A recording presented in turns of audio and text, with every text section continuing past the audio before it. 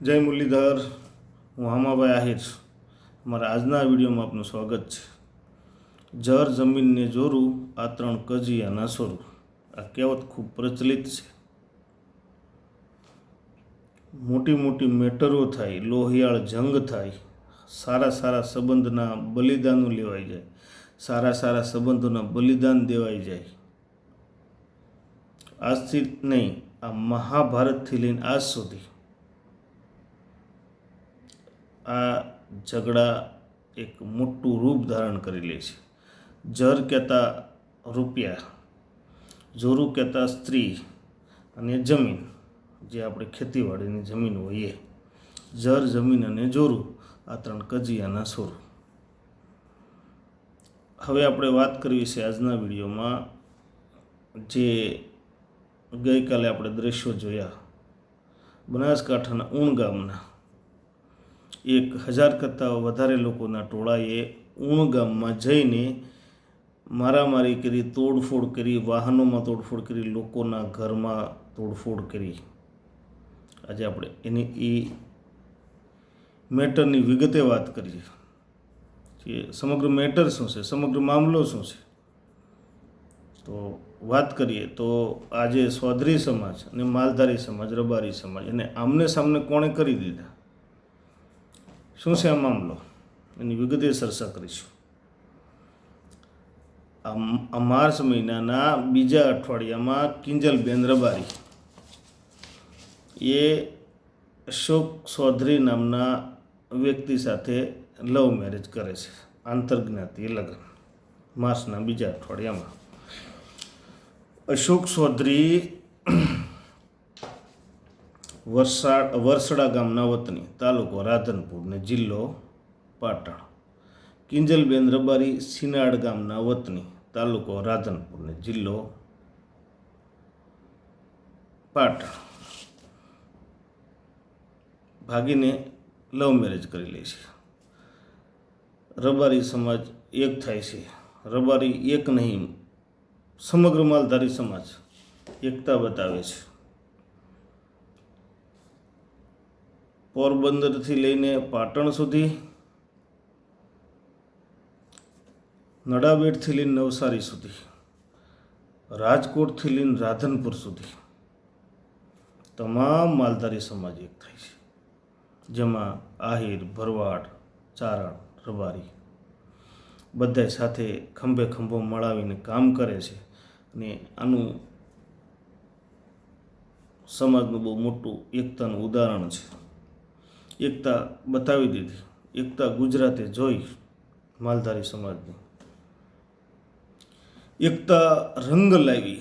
એ કહેવત મુજબ માલધારી સમાજ હરેક વ્યક્તિને મોટી એક જ વાત, આબરૂનો સવાલ છે.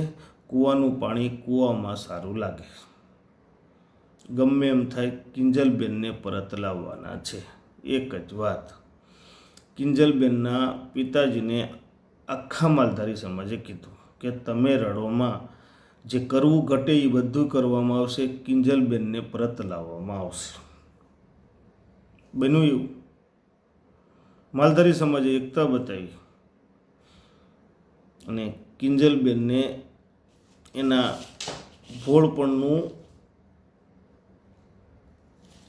ભોળપણની ભૂલ સમજાય છે.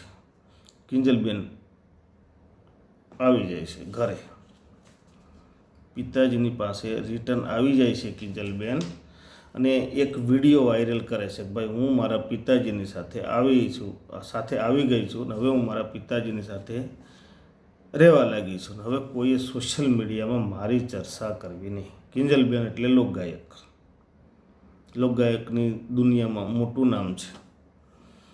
એટલે કિંજલબેન વિડીયો વાયરલ કરે છે. કિંજલબેન ઘરે પરત ફરતા એ પણ વિડીયો વાયરલ થાય છે.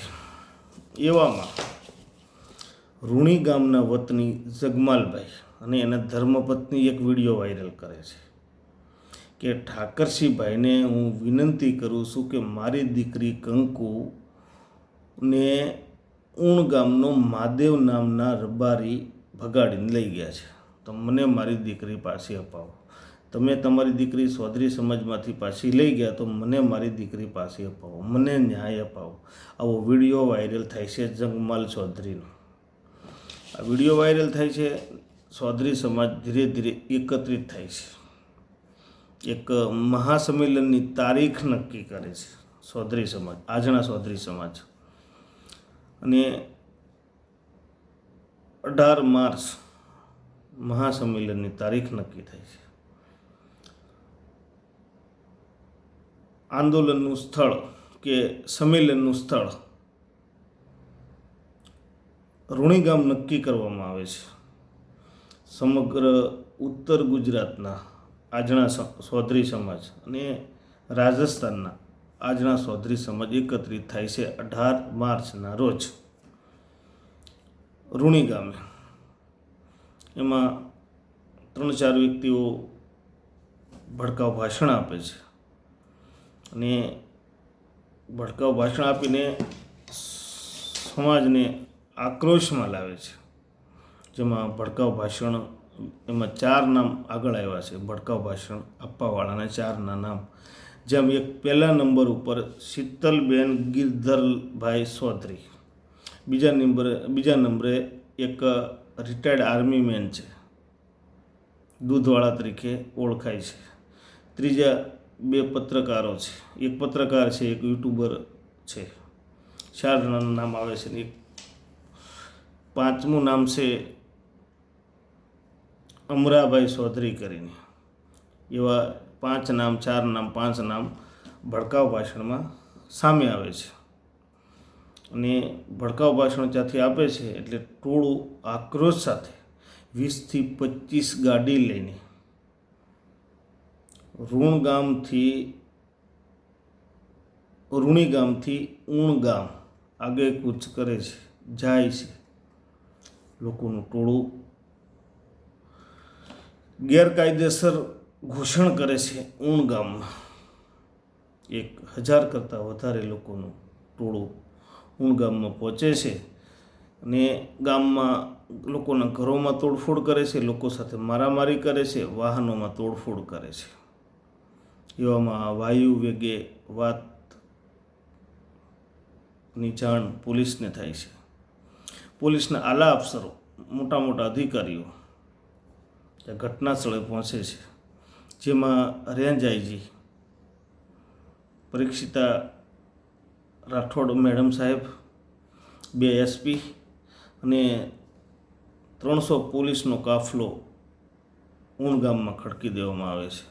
ઊણ ગામ પૂરું પોલીસ છાવણીમાં ફેરવાઈ જાય છે. 1000 કરતાં વધારે લોકોના ટોળા ઉપર ટીયર ગેસ છોડવામાં આવે છે, લાઠીચાર્જ કરીને બળ પ્રયોગ કરવામાં આવે છે, ટોળાને વેર વિખેર કરવાની કોશિશ કરવામાં આવે છે. ધીરે ધીરે સાંજ પડતા ટોળું વેર વિખેર થાય છે. 40થી 45 જેટલા માણસોને રાઉન્ડ અપ કરવામાં આવે છે, ધરપકડ કરવામાં આવે છે. મામલો પોલીસ સ્ટેશન જાય છે. મોડી રાતે કેસ નોંધાય છે, જેમાં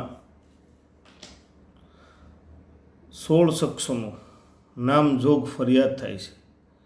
17મા નંબરે 1000 કરતાં વધારે લોકોના ટોળાએ હુમલો કર્યો. 1000 ટોળાની માથે કેસ થાય છે. 17ના નામજોગ પ્લસ 1000ના ટોળાની ઉપર કેસ થાય છે.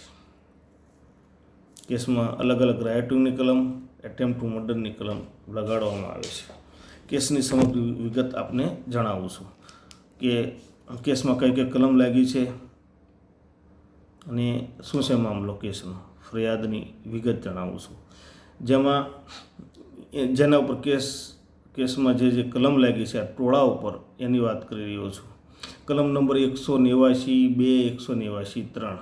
તો આ કલમ એવું બતાવે છે કે સરકારી કર્મચારીને ધમકી આપી દબાણ કરવું, ફરજમાં અવરોધ કરવો, ફરજમાં રૂકાવટ પેદા કરવી. બીજી કલમ લાગે છે 191(1), 191(2), 191(3). તો આ કલમ એવું કહેવા માગે છે સરકારી કર્મચારી ઉપર હુમલો કરવો, જબરજસ્તી કરવી, ફરજ બજાવતા કર્મચારીને નુકસાન કરવો, ત્રીજી કલમ લાગે છે 190ની, જેમાં ગેરકાયદેસર રીતે ભેગા થવું, ગેરકાયદેસર મંડળી રચવી. ચોથી કલમ લાગે છે 195(1) જાહેર શાંતિનો ભંગ કરવો, સુલેહ શાંતિનો ભંગ કરવો, હિંસા કરવી. પાંચમી કલમ લાગે છે 109. આ કલમ મહત્વની છે. આ જૂની કલમ 307 BNS ભારતીય ન્યાય સંહિતાની કલમ નંબર 109, એટલે જૂની કલમ જે હતી 307 તે એટેમ્પ્ટ ટુ મર્ડર,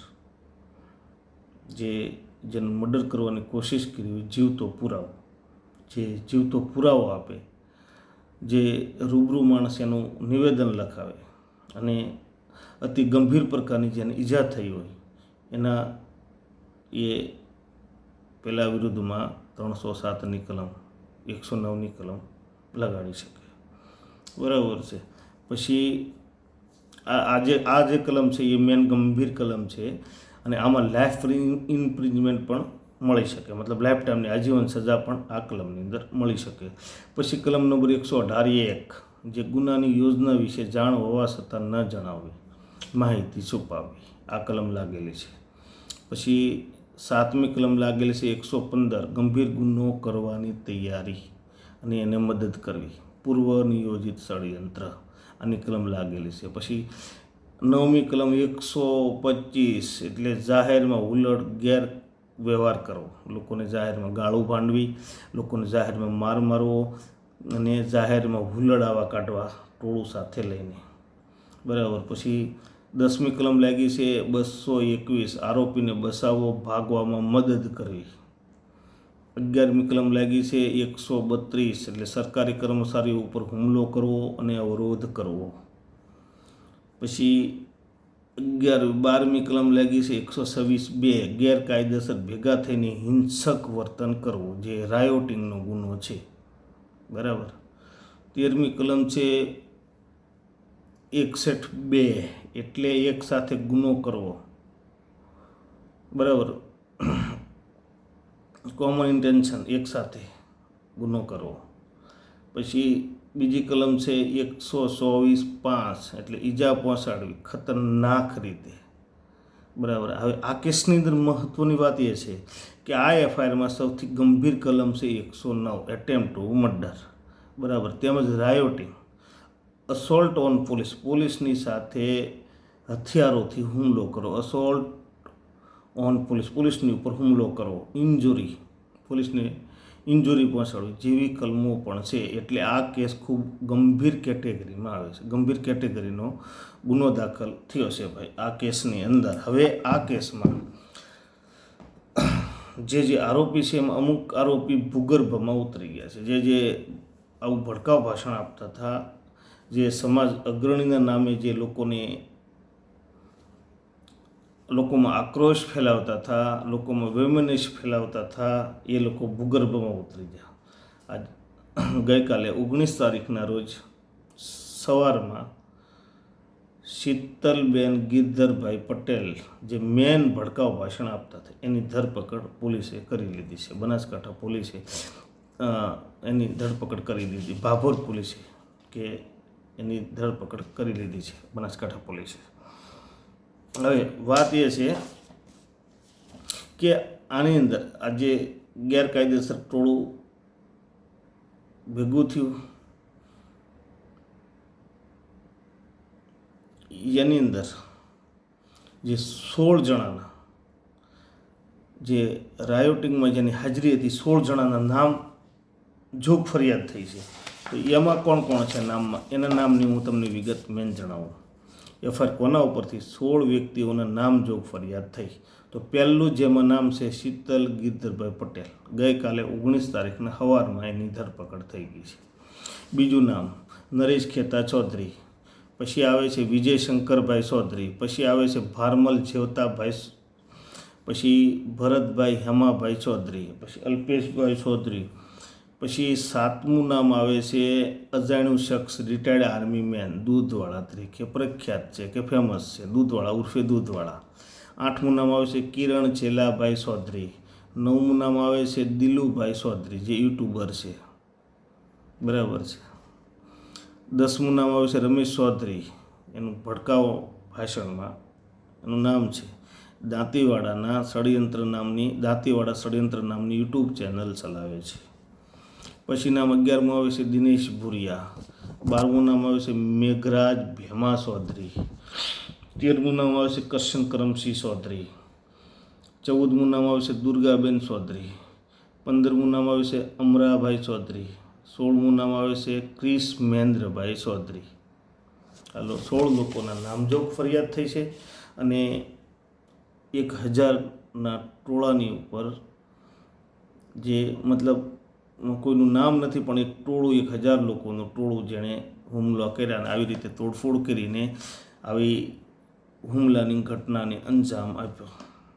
હવે આપણે આમાં મેન વાત કરીએ તો જે ચૌધરી સમાજનું જ્યારે મહાસંમેલન ચાલુ હતું ત્યારે કંકુબેને એક વિડીયો પોસ્ટ કર્યો હતો.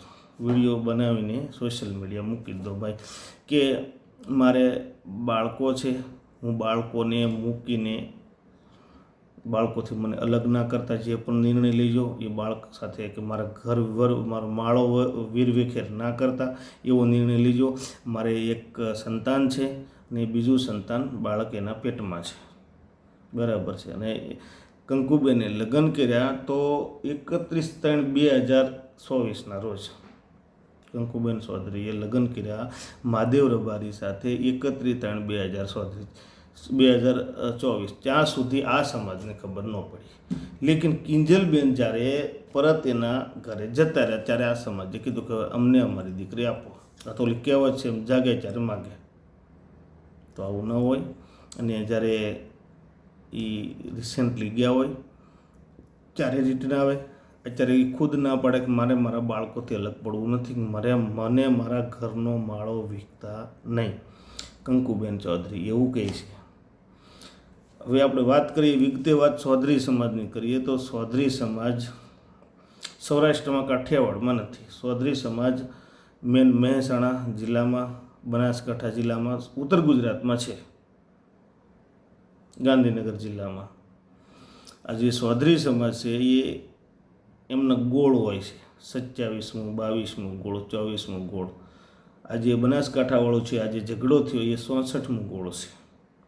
પછી મહેસાણામાં છે તો એ 22, 24, 27મું ગોળ. આવી રીતે ચૌધરી સમાજના ગોળ હોય છે. ચૌધરી સમાજ મુખ્યત્વે ઉત્તર ગુજરાતમાં વસવાટ કરે છે, જ્યાં ખેતીવાડી અને દૂધનો મેન એનો વ્યવસાય છે. હું તો એવું કહું છું કે જે આ ઉત્તર ગુજરાત છે એ અડધા ભારતમાં દૂધ પૂરું પાડે છે, દૂધની નદીઓ વહાવી દે છે. આ બંને સમાજને આમને સામને કરનાર કોણ છે? આટલું વેમનસ્ય ફેલાવીને આટલું આક્રોશ વ્યક્ત કરતું ભાષણ આપીને બે સમાજને આમને સામને કરી દીધા. લ્યો તમે. એમાં રાજસ્થાનથી બી આવેલા ચૌધરી સમાજના લોકો આવેલા હતા મહાસંમેલનમાં ભાગ લેવા માટે. અને સમગ્ર ઉત્તર ગુજરાતના ચૌધરી સમાજ ત્યાં રૂણી ગામમાં ભેગા થયા હતા. અને એ એવું કહેતા હતા કે તમે તમારી દીકરીને પરત લઈ ગયા તો અમને અમારી દીકરી પાછી આપો. બરાબર છે.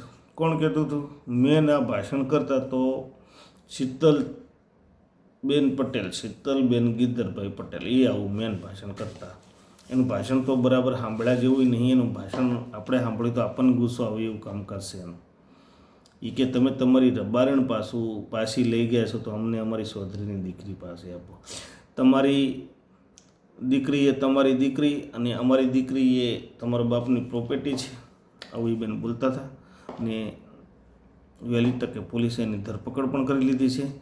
19 તારીખના મોર્નિંગના ટાઈમમાં એની ધરપકડ થઈ ચૂકી છે. એ મેન વેમિનિસ્ટ ફેલાવવાવાળા એ શીતલબેન ચૌધરી છે. મેન આવું ભાષણ આપવાવાળા શીતલબેન પટેલ છે. ને માલધારી સમાજને પણ એ આવું ભાષણ સાંભળીને થોડો એમને રંજ છે મગજમાં, આવું એનાથી ભાષણ ન અપાય. પણ હવે આ તો કોણ સમજાવે? ચલો, કાનૂનનું કામ કરશે. આપણે આની વિગતે ચર્ચા કરી લીધી, વિગતે વાત જે આના બીજ ક્યાંથી વવાણા અને આ ઝઘડાએ આટલું મોટું રૂપ કેમ લઈ લીધું એને આપણે વિગતે અહીંયા ચર્ચા કરી. આજનો વિડીયોમાં બસ આટલું. મારો વિડીયો સારો લાગ્યો હોય તો તમારા મિત્રો સાથે શેર કરજો, લાઈક કરજો અને મારી ચેનલને સબસ્ક્રાઈબ કરજો. ઓકે, જય દ્વારકાધીશ, જય મુરલીધર.